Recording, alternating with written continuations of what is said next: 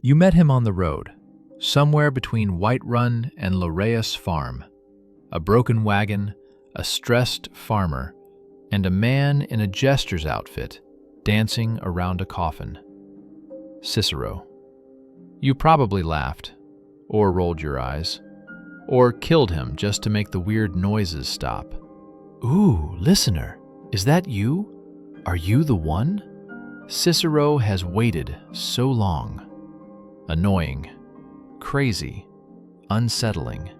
That's what Bethesda wanted you to think. But tonight, I need to tell you something.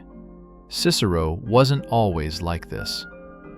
There are journals in Skyrim. Most players walk right past them. They're in the Dawnstar Sanctuary after everything is over. Small books scattered around, easy to miss. But these journals contain the most tragic story in the entire game. The story of how the Dark Brotherhood's greatest assassin went mad. Not because of a curse, not because of a Daedric prince, not because of some external force. Cicero went mad because he was too loyal, because he was too alone, because he waited for something that never came. Let me take you back. Before Skyrim, before the fall, before the coffin and the wagon and the jester's suit. Cyrodiil, the heart of the Empire. The year is 4E 186. The Dark Brotherhood is thriving. Not the broken family you found in Skyrim, a real organization. Sanctuaries across Tamriel. Hundreds of brothers and sisters. The Night Mother's voice guiding them all. And in the Shadenhall Sanctuary, there's a young imperial assassin. His name is Cicero, and he's one of the best. The journals describe his early kills. Cicero doesn't write like a madman. He writes like a professional. The fool was prancing about in his chamber, singing tra-la-la like a little town crier. He never saw the knife, never heard Cicero approach. And as his blood pooled on the cold stone floor, Cicero couldn't help but smile. Controlled, precise, even poetic. This is not the raving lunatic you met on the road. This is an artist, a craftsman, a man who took pride in his work. The jester persona wasn't who Cicero was, it was what he became. In his early entries, Cicero mentioned something important.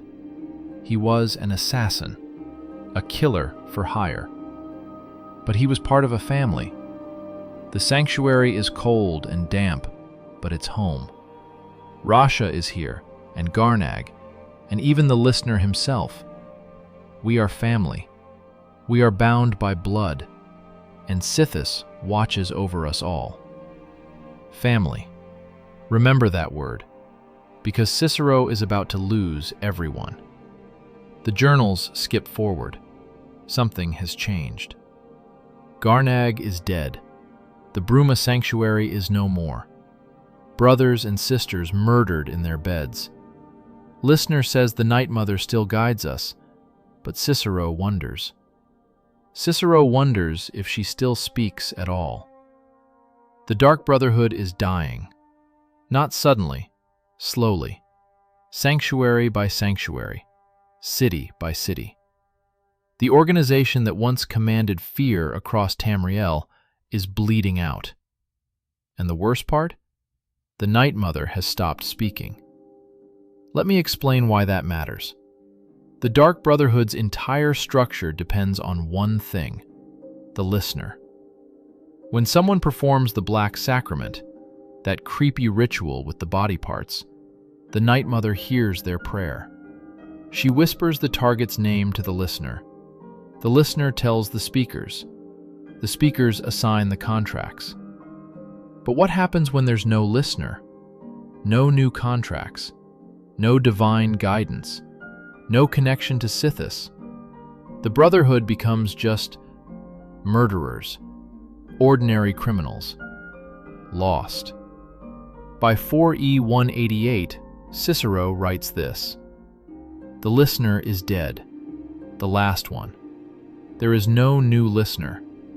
The Night Mother is silent. Silent.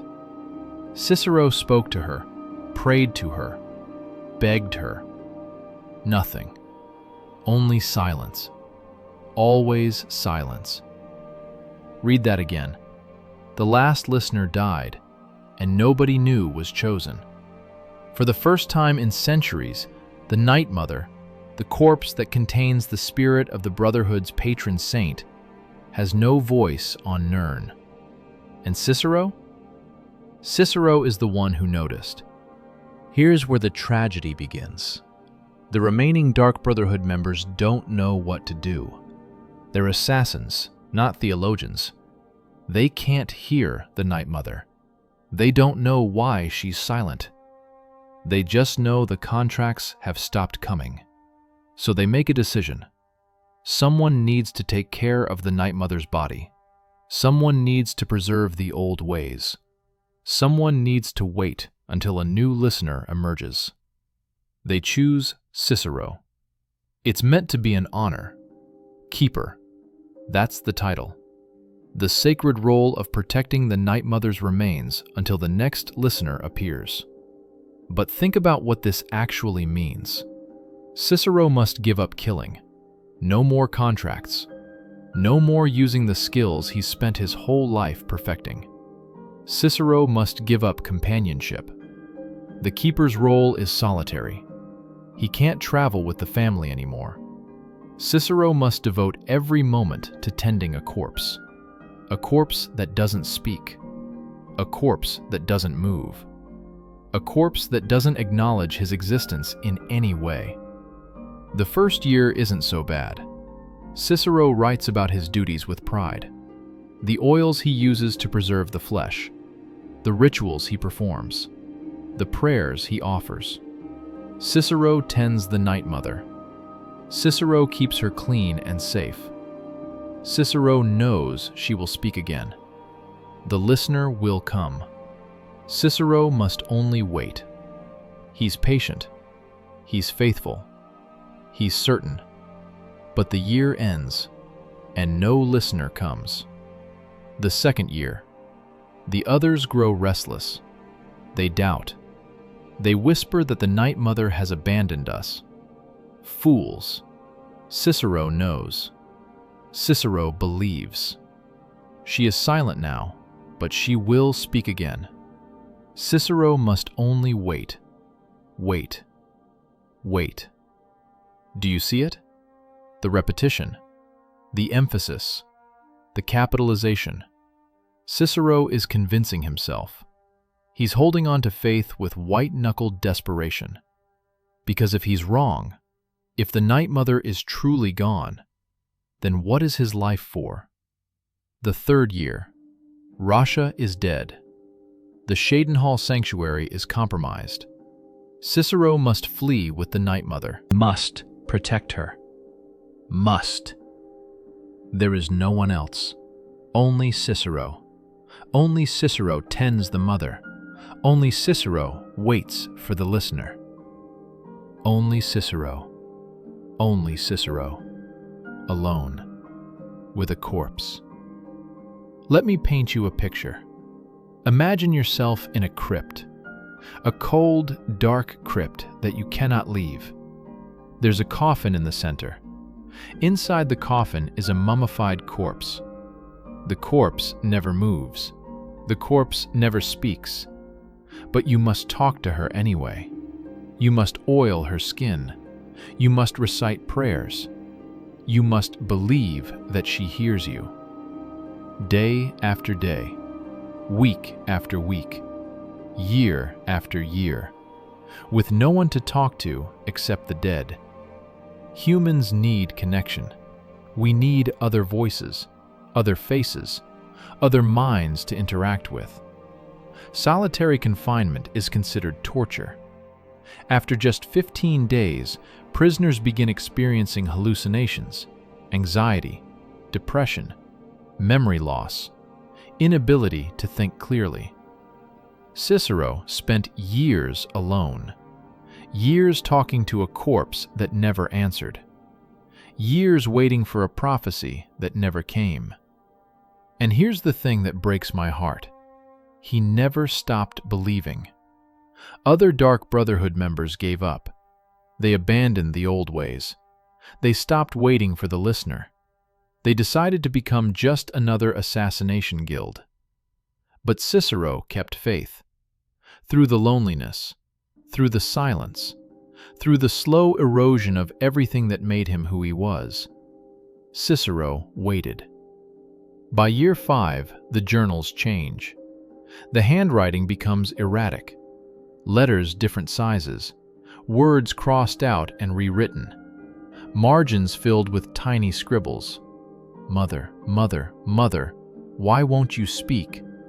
Cicero is loyal. Cicero has always been loyal.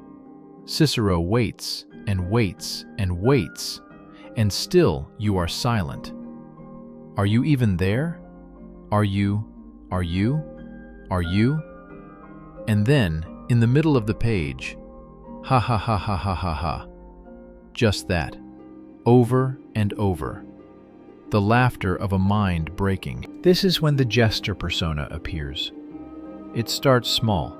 Cicero mentions finding a jester's outfit, putting it on, dancing for the Night Mother. Cicero danced for Mother today. She didn't laugh. She never laughs. But Cicero laughed enough for both. Ha ha ha ha. If Cicero can make Mother happy, then everything is fine. Everything is fine. Cicero is fine. He's not fine.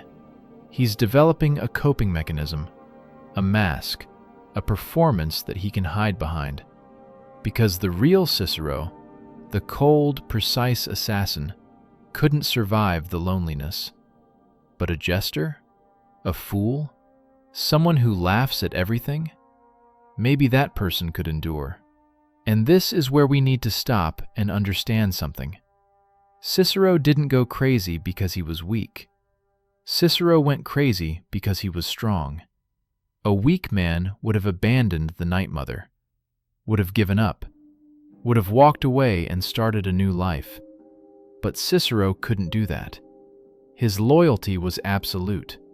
His faith was unshakable. He would rather lose his mind than lose his purpose. The jester isn't a sign of weakness. It's a survival mechanism. The only way Cicero could keep going was to become someone else. And then, after a decade of waiting, he hears about Skyrim. A rumor, a whisper. There's a Dark Brotherhood sanctuary still operating in the north, in Falkreath, led by a woman named Astrid. Maybe they have a listener. Maybe the wait is finally over. Cicero packs up the Night Mother, loads her into a wagon, and begins the long journey north. That's where you found him.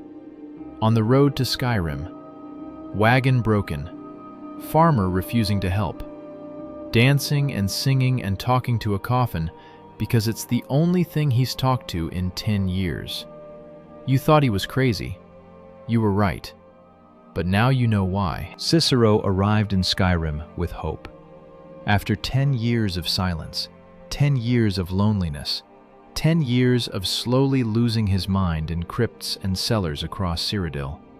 Finally, a real sanctuary. Real brothers and sisters. A real family. But what Cicero found in Falkreath wasn't the Dark Brotherhood he remembered. It was something else entirely. Let's talk about Astrid. When you join the Dark Brotherhood in Skyrim, Astrid is the one who recruits you. She's charismatic, confident, in control. She calls the shots. She assigns the contracts. She runs the family. But here's what Astrid never mentions. She's not supposed to be in charge. The Dark Brotherhood has a hierarchy, a sacred structure that's existed for centuries. At the top is the Night Mother. Her voice guides everything. Below her is the listener, the one who hears her whispers. Below the listener are the speakers. They relay the contracts. Below the speakers are the silencers. elite assassins, and below everyone else are the regular members. This hierarchy isn't optional. It's not a suggestion. It's a divine mandate from Sithis himself. But in Skyrim, Astrid has thrown it all away. Astrid doesn't believe in the Night Mother. She says it openly. The Night Mother's guidance, I follow my own star. She calls the old ways relics. She runs the sanctuary like a business, not a religious order. No listener, no speakers, no divine contracts. Just Astrid making decisions based on profit and convenience. Now imagine Cicero arriving here. He spent a decade caring for the Night Mother, preserving her body, waiting for the listener, sacrificing his sanity to maintain the old ways. And he finds a sanctuary that doesn't care. A leader who openly mocks everything he suffered for. A family that treats the Night Mother like an embarrassing relic. The journals from this period are painful to read. Cicero brought Mother to the sanctuary. Cicero thought they would be happy, but they look at her with disgust, confusion. They do not understand. They do not believe. Astrid said. Astrid said. The entry stops there. Cicero couldn't finish writing what Astrid said. But we know what she said, because Astrid says it to you, the player, multiple times. Cicero and his Night Mother nonsense. That fool and his corpse. We don't need some ancient mummy telling us what to do. Imagine hearing that. After 10 years of devotion, 10 years of isolation, 10 years of losing pieces of yourself to protect this sacred duty, and the people you hoped would understand, they call it nonsense. But Cicero doesn't leave. He can't. The Night Mother is here now. The sanctuary is her new home. And Cicero's duty is to protect her, no matter what. So he stays, and he watches, and he waits. Here's something most players don't notice. The other Dark Brotherhood members are cruel to Cicero. It's subtle, easy to miss if you're not paying attention, but it's constant. Arnbjorn calls him the Fool and the Clown. He threatens violence regularly. In one conversation, he says he'd love to rip that jester apart. Festus Crex mocks his outfit, his dancing, his devotion to the Night Mother. Even Gabriella, the most reasonable member, speaks about Cicero with condescension. Nobody treats him like a brother. Nobody treats him like family. And Astrid? Astrid sees Cicero as a threat. Not because he's dangerous, though he is, but because he represents everything she's rejected. The old ways, the divine hierarchy, the idea that she shouldn't be in charge. As long as Cicero is there, reminding everyone that the Night Mother exists, that there should be a listener, that Astrid's leadership is illegitimate, he's a problem. So what does Astrid do? She isolates him. Cicero is given no contracts. He's not included in family activities. He's kept in the corner of the sanctuary, tending his corpse, while everyone else lives and works and bonds.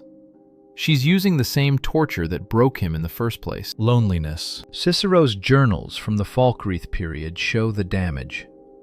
They do not speak to Cicero. They do not look at Cicero. Cicero talks to Mother, but Mother is silent. Always silent. Only silence. Everywhere silence.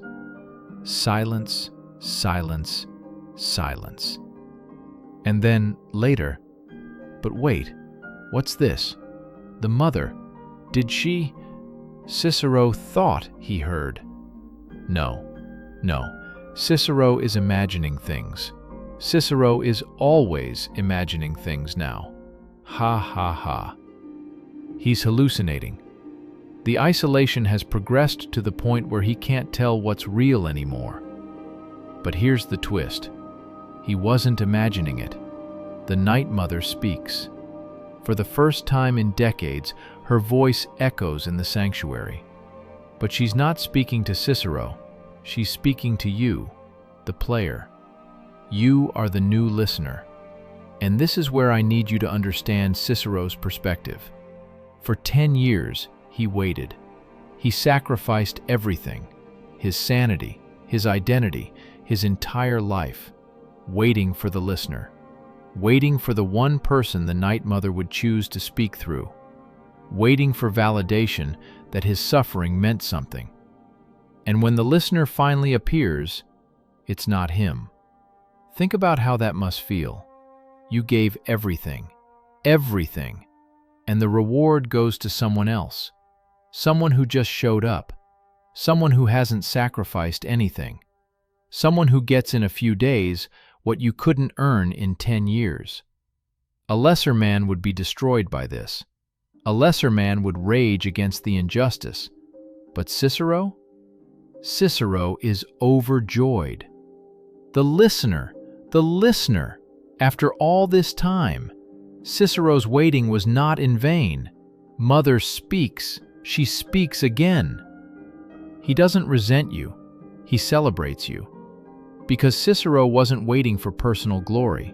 He wasn't suffering for his own reward. He was suffering because he believed, truly, absolutely believed, in the Dark Brotherhood. And now his faith is vindicated. This is the part that breaks me. Cicero's first instinct upon meeting the listener is to serve. Cicero will help the listener. Cicero knows all the old ways, the rituals, the prayers, the proper ways to honor Sithis. Cicero will be the listener's keeper. Just as Cicero kept the mother, Cicero will keep the listener.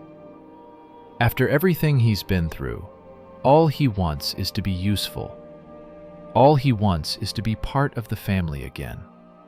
But Astrid has other plans. The moment the Night Mother speaks, Astrid's authority is threatened. If there's a real listener, then the old hierarchy is restored. Astrid isn't the leader anymore. She's just another member. So she does what she's always done. She manipulates. Astrid starts positioning Cicero as dangerous. He's unstable. He can't be trusted. I don't like the way he looks at me. She's planting seeds, making the other members distrust him even more, creating a narrative where anything Cicero does can be interpreted as threatening. And Cicero, who is genuinely unstable at this point, plays right into it. The incident with Vizara. At some point during the quest line, Cicero attacks Vizara, the Argonian assassin. He wounds him severely, then flees the sanctuary. This is the moment everyone points to. The proof that Cicero is dangerous, that he's too far gone, that he needs to be put down like a rabid dog. But what actually happened? The game doesn't show us the confrontation clearly, but we know the context. Cicero has been isolated, mocked, and marginalized for months. The listener, you, have been co-opted by Astrid, following her orders instead of the Night Mother's. The old ways are still being ignored despite everything. And Astrid? Astrid has been openly planning to do something terrible, something that Cicero, as keeper, would see as the ultimate betrayal. She's planning to betray the listener. This is the twist that defines the Dark Brotherhood questline. Astrid sells you out to the Penitus Oculatus. She tries to have you killed. She destroys the sanctuary. She kills almost everyone. And she does it because she's afraid of losing control. Cicero knew. He must have known, or at least suspected. He's been watching Astrid for months. He's been listening to the Night Mother's silence. He's been waiting for something to happen. And when he finally snapped, when he finally attacked, it wasn't random madness. It was desperation. The last act of a man who saw his entire family about to be destroyed. But nobody believed him. Why would they? He's the crazy jester, the fool who dances with corpses, the unstable element that everyone already distrusted. Astrid says he attacked Visara, so he must be the villain. Nobody asks why. Nobody investigates. Nobody considers that maybe, just maybe, Cicero saw something they didn't. And so you're sent to kill him. Astrid gives the order. Track down Cicero. End him. Eliminate the threat. And most players do it without hesitation, because he's annoying, because he's crazy, because the quest marker tells you to. But let me ask you something. Who was actually right? Cicero, the madman who warned about betrayal and was proven correct when Astrid destroyed everything? Or Astrid, the reasonable leader who murdered her entire family because she couldn't accept sharing power? The Dawnstar Sanctuary. This is where Cicero flees, an old, abandoned Dark Brotherhood hideout that even Astrid didn't know about. When you find him there, he's wounded, dying maybe. He's talking to himself, or maybe talking to the Night Mother. It's hard to tell. Listener, you've come. Cicero knew you would. The listener always comes. Did Astrid send you? Of course she did. Astrid. Astrid. And then, a moment of clarity. She's going to betray you. She's going to betray everyone. Cicero tried to stop it. Cicero tried. You can kill him here. Most players do. But you can also spare him. You can choose to let Cicero live. And if you do, he becomes a follower, a companion. One of the most loyal companions in the entire game. He never betrays you. He never abandons you. He serves the listener until his dying breath, just like he always said he would. I want to read you something. It's from Cicero's journal, One of the later entries, written sometime during those 10 years of isolation when his mind was already fracturing. Cicero has been thinking and thinking. What if Cicero is the last? What if there are no more keepers after Cicero? What if Cicero dies and there is no one to tend the mother? No one to oil the skin? No one to say the prayers? No one to wait? And then, Cicero cannot die. Cicero must not die. Not until the listener comes. If Cicero dies, everything dies. The Brotherhood, the Mother, the old ways. Everything Cicero has suffered for, gone, forever. Read that again. Cicero believed that he was the last thread, the last connection between the Dark Brotherhood's glorious past and its uncertain future. If he failed, if he gave up, if he died, if he stopped believing, then everything was over.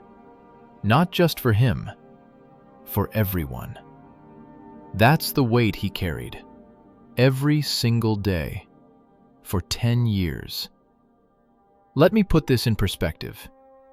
Imagine being told that you alone are responsible for preserving an entire religion, an entire way of life. Centuries of tradition, ritual, and faith, all resting on your shoulders. And you have to do it alone. No support, no recognition, no one to share the burden. Just you, and a corpse, and the silence. Most people would break in weeks. Cicero lasted a decade. But here's what I keep coming back to. The reason Cicero lasted so long wasn't strength. Not really. It was love. Cicero loved the Dark Brotherhood. Not the organization, not the politics, not the hierarchy. He loved the idea of it, the family, the belonging, the sense that you were part of something larger than yourself. Read his early journals, before the madness, before the isolation. The sanctuary is cold and damp, but it's home. We are family. We are bound by blood. Sithis watches over us all. Cicero didn't become an assassin because he enjoyed killing. He became an assassin because he found a family. And the Dark Brotherhood was a family, strange as that sounds. Murderers and criminals and outcasts, but they took care of each other. They had rituals, traditions, a shared purpose. For someone like Cicero, an imperial in a world that doesn't value imperials, an outsider in a society that rejects him, the Dark Brotherhood was everything. It was home. That's why he couldn't leave. That's why he kept the faith when everyone else abandoned it. Because walking away from the Night Mother meant walking away from the only family he'd ever known. Even if that family was dead. Even if he was the only one left. Let me tell you about the rituals. The keeping of the Night Mother is not a passive duty. It's not just sitting there guarding a coffin. It's constant work. Every day, Cicero had to apply sacred oils to prevent decay. Brush the Night Mother's hair. Yes, she still has hair. Recite prayers in the ancient tongue. Perform ritual dances to honor Sithis. Clean the coffin. Check the seals. Adjust the temperature. Replace the nightshade flowers. Speak to her. Tell her about his day. Ask her questions. And then wait for answers that never came. Day after day, year after year, the same rituals, the same prayers, the same silence. There's a psychological phenomenon called object personification. When humans are isolated long enough, they start treating objects as people. They talk to them, assign them personalities, form emotional attachments. It's a survival mechanism. The mind needs someone to interact with. And if there are no humans available, the mind will create substitutes. For Cicero, the Night Mother became real. Not metaphorically, not symbolically. Real. He talked to her like she could hear. He asked her opinions. He told her jokes. He danced for her. And in his mind, she responded. Mother was quiet today. I think she's upset with Cicero. Cicero will try harder tomorrow. Cicero will dance better. Cicero will pray louder. Then Mother will be pleased. Mother smiled today. Cicero saw it. Just a little smile, just for a moment. She is pleased. She is listening. Cicero knew it. He wasn't lying in these entries. He genuinely believed he saw her smile. His mind had created an entire relationship with a corpse because the alternative, accepting that he was truly alone, was unbearable. And here's the tragedy. This coping mechanism, this delusion, is what kept him alive. If Cicero had accepted reality, he would have despaired. He would have given up. He would have walked away or ended his own life. But by creating a relationship with the Night Mother, by believing she heard him, by interpreting every creak and shadow as her response, he found a reason to keep going. The madness saved him and destroyed him, both at once. Let's talk about the jester outfit.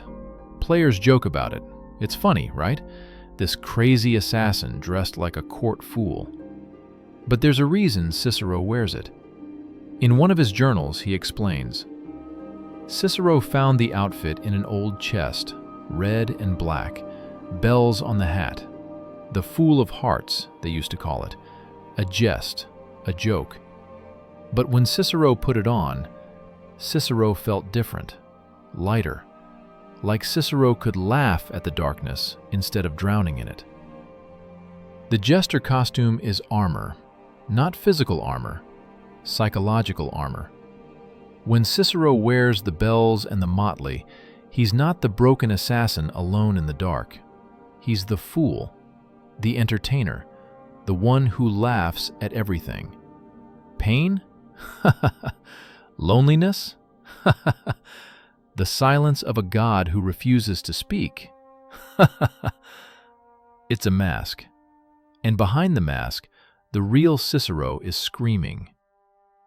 There's a moment in the game that most players miss. If you spare Cicero and take him as a follower, sometimes he says things in his sleep. Not jokes, not laughter, real words. Mother, please, just one word. Just tell Cicero you can hear, please. And sometimes, so cold, so dark. How long has Cicero been here? How long? And once, just once, I don't want to be alone anymore. No jester voice, no performance, just a broken man begging for connection. This is who Cicero really is. Beneath the dancing, beneath the laughter, beneath the madness. A man who wanted to be loved, a man who wanted to belong, a man who gave everything for a family that no longer existed. And what did he get in return? Mockery, isolation, a quest marker telling the player to kill him. Let me ask you something uncomfortable. Why do we find Cicero annoying? Really think about it. He's loud. He's strange. He invades personal space. He talks constantly. He makes people uncomfortable. But why does he do these things? He does them because he hasn't had a real conversation in 10 years. He does them because he's forgotten how normal people interact. He does them because any attention, even negative attention, is better than the silence. Cicero isn't annoying because he's crazy. Cicero is annoying because he's desperate. Desperate for contact. Desperate for acknowledgement. Desperate for someone, anyone, to treat him like a person instead of a threat or a joke. And how do we respond? We kill him. Because he's annoying. Because the game tells us to. Because it's easier than understanding. There's a moment during the Dawnstar confrontation. When you find Cicero wounded, he doesn't fight back. Not really. Oh, he'll defend himself if you attack, but he doesn't try to kill you first. He talks first. He tries to explain. Cicero did not wish this. Cicero only wanted to serve. Astrid, she doesn't understand. She doesn't believe. But the listener understands. Yes? The listener must understand. He's not asking for mercy. He's asking to be heard. One conversation. That's all he wanted. Someone to listen to him the way he listened to the Night Mother for 10 years. And if you spare him, if you choose to let him live, he's so grateful. The listener spared Cicero. Cicero knew the listener was wise. Cicero will serve. Cicero will be the best servant. The listener will never regret this kindness. Kindness. He calls basic mercy a kindness because he's received so little of it in his life. Here's something that haunts me. In the end, Astrid proves Cicero right about everything. She betrays the listener. She destroys the sanctuary. She kills almost everyone. She dies regretting everything she did. And in her final moments, she asks you to kill her with the blade of woe as penance. Cicero warned about this. Cicero tried to prevent this, and nobody listened. The madman was the only sane one. The fool was the only faithful one. The outcast was the only true family member. And most players killed him without a second thought. Let's slow down now. The night is getting late. Your eyes are getting heavy. And I want to leave you with something gentler than tragedy. Something to think about as you drift off. Cicero's story is sad. There's no denying that. 10 years of isolation. A mind shattered by loneliness. A faith rewarded with mockery. A warning ignored until it was too late. But I don't think Cicero's story is only sad. I think there's something beautiful in it too. Let me explain. Cicero believed in something. In an age of cynicism, in a world where everyone is looking out for themselves, where loyalty is transactional, where faith is considered weakness, Cicero believed. He believed in the Night Mother. He believed in the Dark Brotherhood. He believed that his suffering had meaning. And he held on to that belief through 10 years of silence. Most of us can't do that. Most of us need constant validation, constant proof, constant reassurance that we're on the right path. We need likes and comments and feedback. We need someone to tell us we're doing okay. We need evidence that our efforts matter. Cicero had none of that, just silence. And he kept believing anyway. There's a word for that. Faith. Real faith. Not the comfortable kind that gets tested once a year. The kind that gets tested every single day. The kind that survives darkness and doubt and despair. The kind that most of us will never experience. Because most of us will never be tested that severely. And here's what I want you to understand. Cicero's faith wasn't misplaced. The Night Mother did speak again. The listener did appear. The old ways were vindicated. Everything Cicero believed, everything he suffered for, turned out to be true. He was right. For 10 years, everyone told him he was crazy, that the Night Mother was gone, that the old ways were dead. And he was right. How many of us can say that? How many of us have held on to something everyone else dismissed and been proven correct? How many of us have had the courage to be called crazy, to be mocked, to be isolated, and still not give up? Cicero did. And that's not madness. That's strength. I want to talk about loyalty, real loyalty. Not the kind that lasts until things get hard. Not the kind that evaporates when a better offer comes along. Not the kind that's really just self-interest dressed up in noble language. Real loyalty. The kind that costs you something. Cicero gave everything to the Dark Brotherhood. His career as an assassin, his sanity, his relationships, his identity. He didn't ask for anything in return. He didn't negotiate terms. He didn't keep score. He just gave. Because that's what family does. And when he finally found a family that didn't deserve his loyalty, when Astrid mocked him and isolated him and treated him like garbage, he still didn't betray them. Think about that. Cicero had every reason to leave. Every reason to abandon the Skyrim Brotherhood. Every reason to take the Night Mother somewhere else, somewhere he'd be appreciated. But he stayed. Because even a broken family was still family.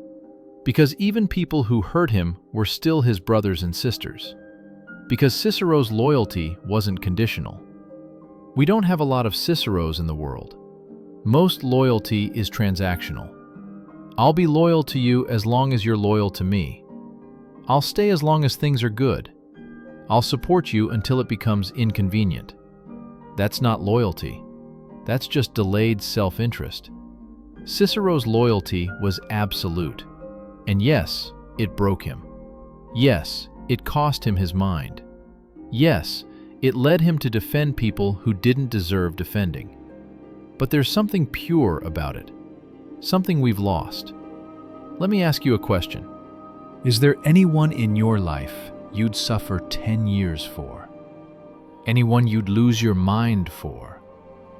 Anyone you'd keep believing in when everyone else said to give up? Most of us would say no. Not because we're bad people, but because that kind of loyalty feels impossible, irrational, self-destructive. We've learned to protect ourselves, to keep our investments diversified, to never put all our faith in one basket. And that's wise, that's safe, but it's also lonely. Cicero wasn't safe. Cicero wasn't wise. But Cicero was never truly alone, because he always had the Night Mother, even when she didn't speak, even when she didn't respond, even when he was the only one who believed she was listening. He had someone to talk to. He had someone to serve. He had someone to love. And in the end, the Night Mother rewarded him. If you spare Cicero, something changes. He stops being a liability. He stops being a threat. He becomes peaceful. Oh, he's still mad, still dances, still laughs at inappropriate moments. But there's a contentment to him now, because his waiting is over. The listener has come. The Night Mother speaks.